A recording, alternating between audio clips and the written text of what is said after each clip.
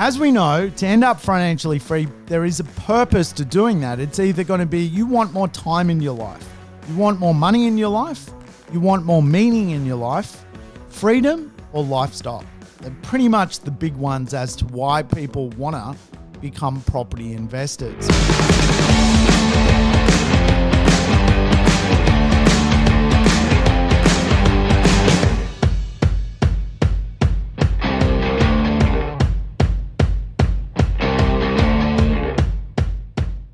Welcome to the Urban Property Investor. I'm your host, Sam Saggers, here to help you crack the code of real estate wealth. I tell you what, welcome back to the man cave. Yes, I'm still hiding under the house in my man cave from gospodars of the neighborhood. Hearth and Homers are renovating the entire street. And I tell you what, I am ducking for cover down here, trying to keep my sanity going. And of course, knock out this podcast so we can crack the code of real estate wealth together. In fact, my man cave has really been the inspiration for this show. My man cave, if you're not watching on YouTube, it's like a typical man cave. It's full of weird man stuff. It's got bottles of wine. It's got broken beer bottles. It's got memorabilia from yesteryear. Today's show is about mastering something. And for me, my mastery is that of real estate. And I think the idea of mastering something needs to be discussed because real estate is a bit of a slow burn. For most people, it is quite a long relationship. Like any relationship, if it's going to last for a very long time, you need to create a little bit of rules and ideas around the relationship so it fundamentally works. I tell you what, today's show is brought to you by virtue of a school report back from the 12th of May 1993. On that day, I played a game of rugby union between Balmain High and my school, which was Hunters Hill High. That day, there was an incident which fundamentally started my journey of trying to master this thing called real estate. On that infamous day, I fundamentally swore at a referee and was sent from the field. In fact, in my man cave here, I've got the actual alleged report, a report which was sent to my parents from the then principal of Hunters Hill High, Mr. Cooper. Here's what the letter says. Dear Mr. and Mrs. Saggers, please find attached a copy of the coach's report on incidents which are alleged to have taken place during a rugby union game between Hunters Hill High and Balmain High. I must admit I'm totally shocked at the contents of the report, and as such the behaviour, language and actions will not be tolerated at this school. I've decided to endorse the coach's decision to remove Sam from the team. He will not again represent Hunters Hill High School in rugby union or furthermore any other sport whatsoever. I suggest Sam takes his time to undertake a study on Tuesdays to assist in his preparation for HSC rather than play sport. Looking forward to your response. So what happened on that day? Well, this is what allegedly happened. First of all, before I read you this, as you know from my money shame incident, as you know, I was Chernobyl boy, and as Chernobyl boy, I was a juvenile delinquent. So please don't hold this against you. I would never do this in today's world. I'd never swear at a referee, but this is what fundamentally happened. Prior to the match, Sam Sagger was taken aside and instructed not to swear during the game. During the first half, Sam swore at the referee's decision and was penalised. During the second half, Sam swore at the referee's decision and was penalised. Sam then continued to abuse the referee, calling him a fucking idiot. The referee instructed Sam to leave the field, and Sam turned around and continued to hurl abuse, including rude gestures. So yes, that did take place, and again, I was a delinquent, so please forgive me. But I will add that referee was a bit of a cheat, to be brutally fair. I think he went to Balmain High School and we were absolutely robbed from memory. I think it was It was it was a dirty decision. That guy saw what happened in that scrum, and I won't get into it any further. I'm still bitter. But without question, it has allowed me to talk to you today about real estate. That moment, that single moment, absolutely changed my life because I had my Tuesdays back. And as I've discussed in past podcasts, I did all sorts of things on that Tuesday. I made love to women. I smoked weed. But I also got involved with real estate. And my first job in real estate was actually a letterbox delivery boy. You know how you get that weird paraphernalia from real estate agents in your letterbox? Well, back in the day, I was the child slave who delivered those letters and paraphernalia to your letterbox. The fridge magnet, I was delivering it. And that really did spark my first real, I guess, curiosity around real estate. I surrounded myself with people who were real estate billionaires outside of school, and a lot of them were sort of like trying to help me go in this direction, which was all about real estate. So lo and behold, that rugby union match actually changed my life. That dirty referee, if he was a clean referee, perhaps I wouldn't even be in real estate. So today I speak to you as an author on real estate. I've authored 5 books. I've spoken on urbanity and real estate. I've even done guest lectures at the University of Sydney on urbanity, on behavioral economics, and also real estate. And of course, I am an investor, and that is certainly something I'm probably most proud of in my life. However, I think for many property investors, the idea of mastering property investment is something that's on their wish list. And I thought today, why not go over what it actually takes to end up 20 years from now in a place where perhaps you might be doing your own podcast on real estate, or talking on property, or helping other people, or sharing information. Being part of my journey today is simply sharing information on real estate so I can help others, right? And I think the first thing we all need to consider with real estate, the goal of property investment is not actually to win, it's to outlast. And this is the hardest part about real estate, is real estate is a very slow burning vehicle. And to crack the code of kind of mastering something, you've got to be willing to go the distance. Real estate is all about going the distance. It's all about outlasting other people, so you end up in a place where you have no debt and you are financially free. Remember, the average loan out there is like a 30-year loan term. So you got a bucket load of time to be part of the real estate community if you're going to use real estate as an investment vehicle. And I think there's some great books on understanding how to master things. One of my favorite is it's called Drive by Daniel Pink. And it really does highlight what drives us as human beings, that we're driven if we can take charge and be autonomous of something. We're driven if we know we are passionate about something and we can flow on and try and master that passion. And we're also driven if we understand our purpose and the purpose of doing something. And I think we can learn a lot from those really 3 sections: autonomy, mastery, and purpose, particularly as a property investor. You know, I think when it comes to being an autonomous investor, a lot of people struggle. A lot of people wouldn't know a good deal from a bad deal. They wouldn't know a sustainable deal from a less sustainable deal. They probably don't know when to walk away from a deal when it's too good to be true.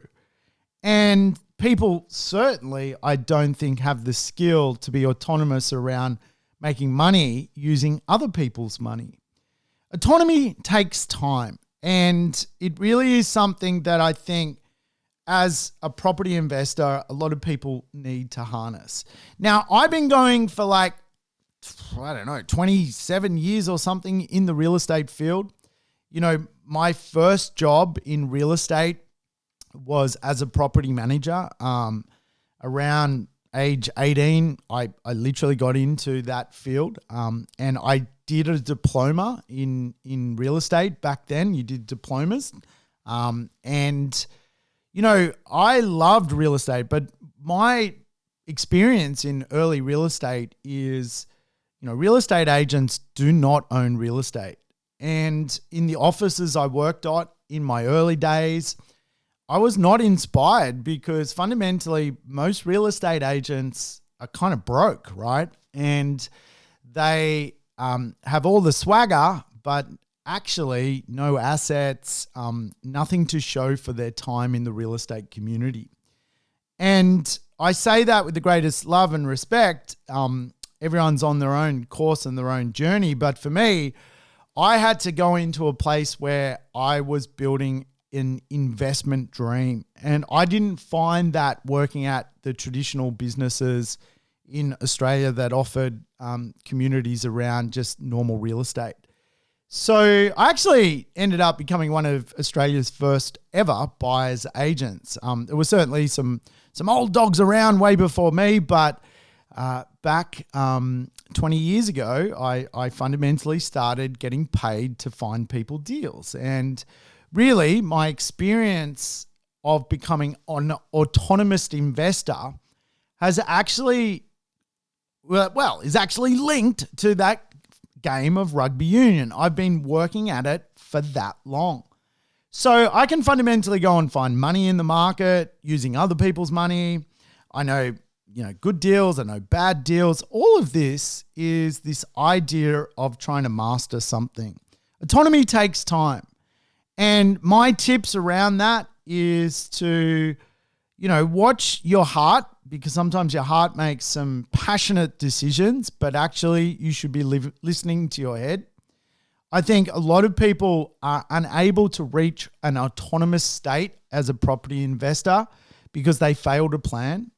I think a lot of people fail to reach an autonomous state where they can look after themselves in the property market because they skimp. They don't believe in education. They won't pay for advice. They won't find a village or a tribe that is linked to what their objectives are. And again, this is all about getting to this place, right?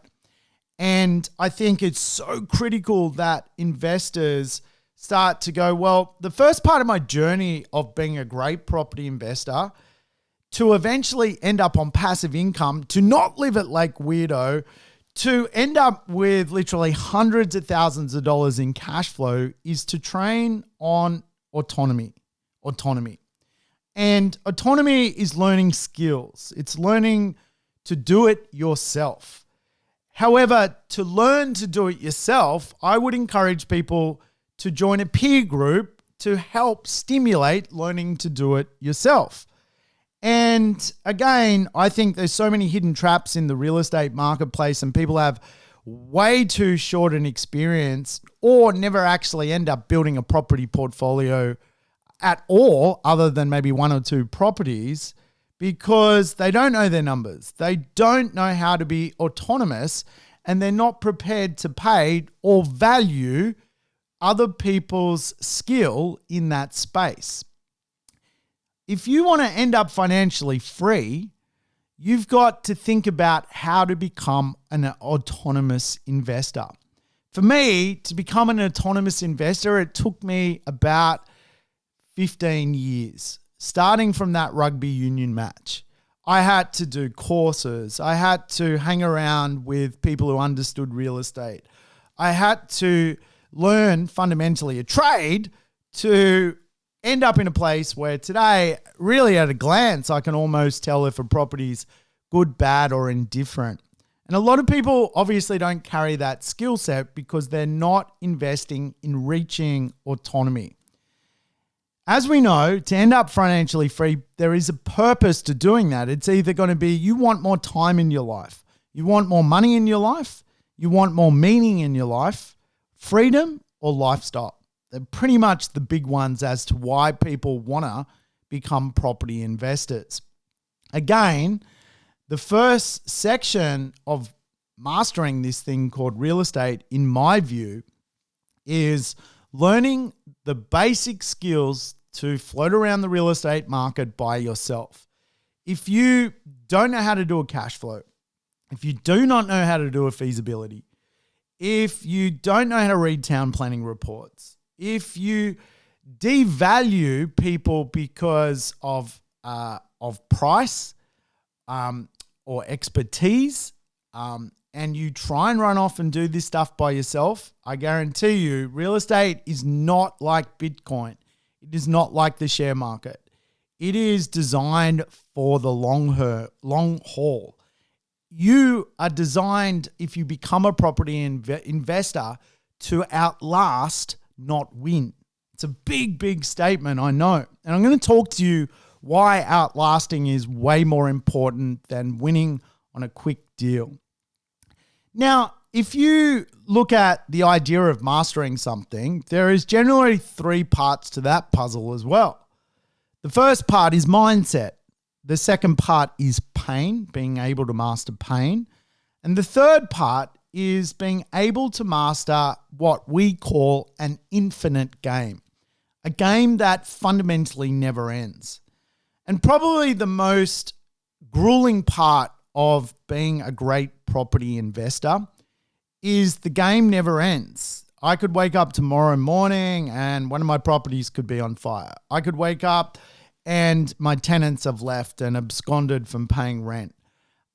Real estate is a lot of moving parts. It's plumbing problems. It's dealing with tax agents. It's dealing with property managers. It's dealing with finance brokers.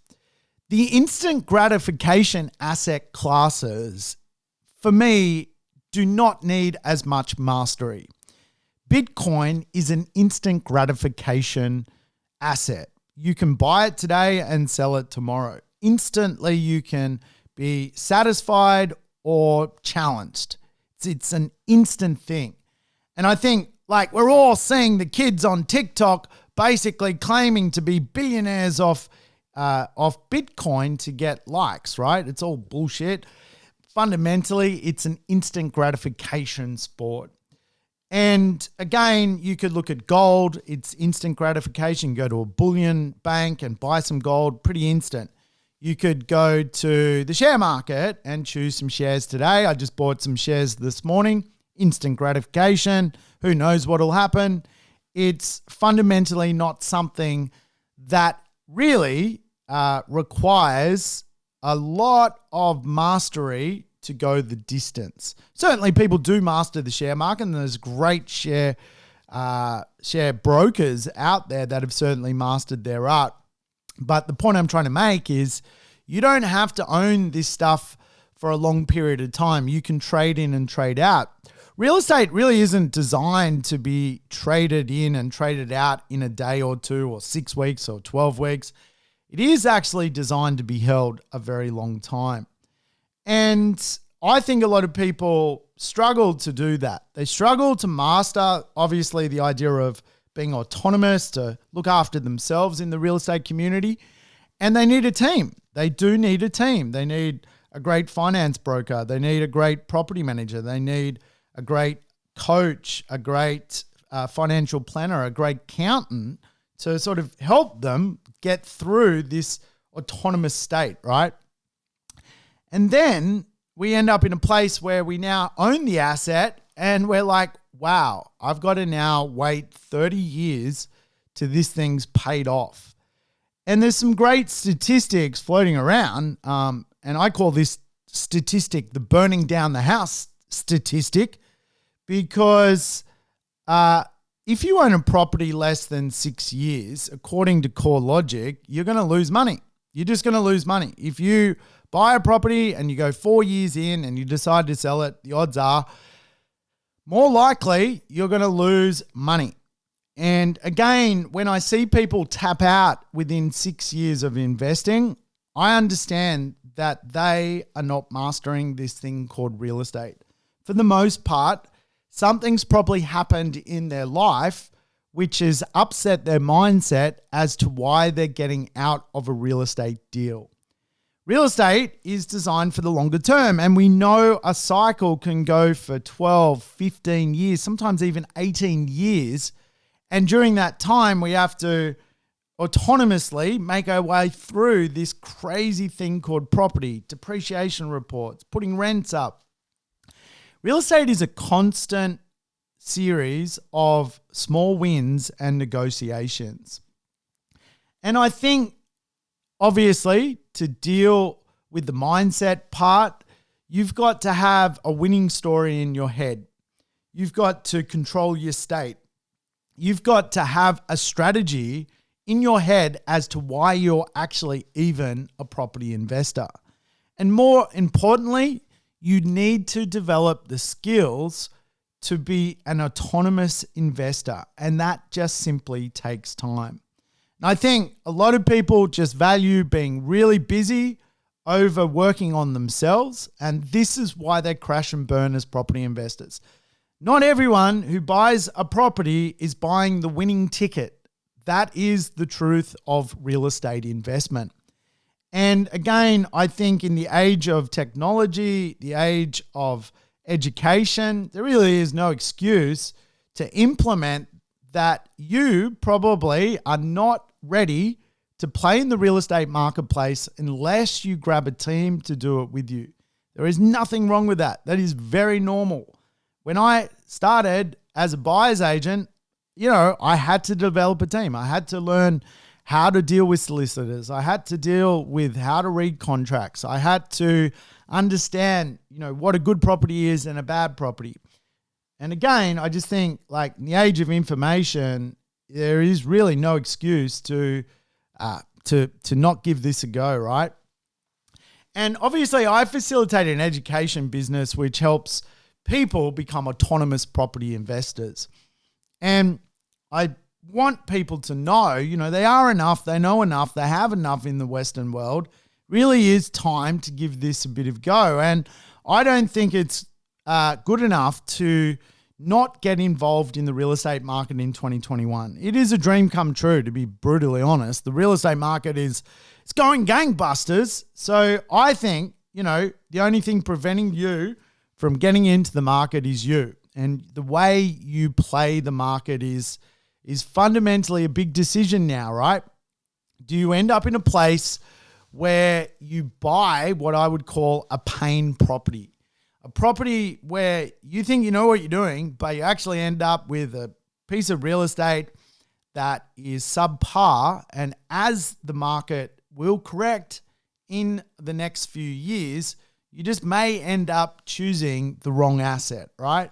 So again, if you don't feel like you're autonomously capable of working through the marketplace, then you probably need to engage some professionals to give you a bit of hand, right? There's nothing wrong with that. Nothing wrong with that. People, I guess, always have a bit of a plan in the back of their mind until they get punched in the face. And this is the great Mike Tyson quote, right? That to master something, we actually have to master pain. And I can tell you, unfair things are going to happen to you to get to this end game during your real estate ownership. Things are fundamentally going to go wrong, and I will tell you, just don't give up, right? Think of people who go to the gym. So many people go to the gym and then they buy the gym membership, and then 2 months in, they've given up, right? They won't even go back to the gym. They can't handle the pain, because the real truth is pain fundamentally will never end. And I think pain is an indication of your future. If you can go through pain with things, you're going to end up in a place which is absolutely awesome, right? And I think pain is just more important because the reality is extinction into the future is an option which just sounds even worse than going through the pain of trying to master this thing called real estate. Now, I always teach people, you've got to work out your maths, right? And I want to give you an easy version to understand this. If you've got an income that you love living off, let's say that's $100,000, every year you want to spend $100,000 for the rest of your life. Now times that 100,000 by 20. You'll obviously get the number $2 million. So if you want $100,000 in your life every year, you need $2 million worth of real estate paid off producing income. Plus, you probably want your own house to live in as well. So you might need $3 million worth of real estate. To get $3 million worth of real estate, that might mean you need 4 or 5 properties. Hence why I teach the 5 properties, 5 cities plan. Because that is going to require a real effort to get to. And again, only 1% of people end up getting there. And as we know, the real estate market can take 15 years to mature. So during that time, your confidence, your ability to sometimes process what is going on, all of the influences which happen in the marketplace come and meddle with you. Government meddles with you. They're changing stuff all the time. Remember Bill Shorten's negative gearing campaign? I mean, that was going to cause havoc in the real estate market. People, again, feel vulnerable when these things happen. We've just been through the pandemic. At the early stages of the pandemic, everyone was vulnerable. Everyone was like, how am I going to pay the mortgage? Regulators can mess with the real estate marketplace. Migration can real estate. All of this stuff is outside of your control. Inflation, the Reserve Bank decisions, Brexit, all of this stuff manipulates real estate. And I think a lot of investors really fall victim to the media. They struggle with it and they end up buying real estate and then getting out of it. Today, I want to talk to you about going the distance, right? This is what this podcast is about. It is about not winning, it's about outlasting. And a lot of that is mindset. It's your ability to deal with pain, but also it's your ability to realize that real estate never ends. It actually may be your immortality project. And what do I mean by that? Well, fundamentally, real estate that you own, you may pass on to your children. They may pass on to their children. Actually may become your legacy. And I think it's really important to understand immortality projects. We all have values in our life. Obviously, in my rugby union match, I had no values. I was swearing at referees. But we have values. Some people value time. Some people value friendship, value love, value connection. But values actually are an interesting dynamic. We all try and live our values. But actually, when you assess your true values, if you compare it to death, you will find what is really meaningful to you. There's a great book out at the moment, The Subtle Art of Not Giving a Fuck. And in that book, it really does talk about the idea that really most people are doing what they do because they want to leave a legacy. They want to have more meaning in their life. And I think property and property investment and getting to 4 or 5 investments is actually a way of creating absolute meaning in your life. And I say that more from an altruistic point of view. It can actually lead to your purpose. Remember, the first part of this is the idea of being an autonomous investor, being able to do this stuff by yourself. That takes time. The second part of this is the idea that to master this, you're going to have to go through a mindset challenge. You're going to have to go through a pain challenge. Then you're going to realize it actually never ends. It's an infinite game, real estate. It is not Bitcoin. You do not buy and sell it. Real estate is something that you'll probably take to your grave. So you will be an older person dealing with all sorts of problems as the real estate market grows, as your assets mature, and you will be paying the infinite game. And for me, I guess the final part of this is purpose, right? Are you able to create a purpose out of real estate? And for me, I certainly have been able to create a purpose out of real estate. And for me, I know from a generation point of view, my family grew up, rather sort of poor. I've been able to get to a place where I'm really comfortable, and I know my children will end up in a place where they, from a dynasty point of view, will absolutely succeed in life, because I'm going to put them in a position from my real estate investments to absolutely have an awesome life, a legacy project. Now, I have some other legacy projects that I run through my business. I'll let you know about them. Why not? It's legacy time. It's purpose time. And I think having a bit of a purpose is so important. Remember, us human beings really flourish when we master, we're capable of mastering something. We're capable of being autonomous with something, and we have a purpose and understand why we do what we do. And property investors, I see it all the time. They know they should become a property investor, but they don't have a purpose or meaning or higher reason as to why they want to do it, right? So I would encourage you to start at the end. Start with the end game in mind. Why are you doing all of this in the first place, right? And I guess for our business, we want to make an impact through real estate. Our plan is to fund 100 schools by 2030, assist in the conservation of the planet, and recommend sustainable property investments to make the world a better place. It really is our purpose, our immortality project. Our fundamental goal really is to make the world a better place through property.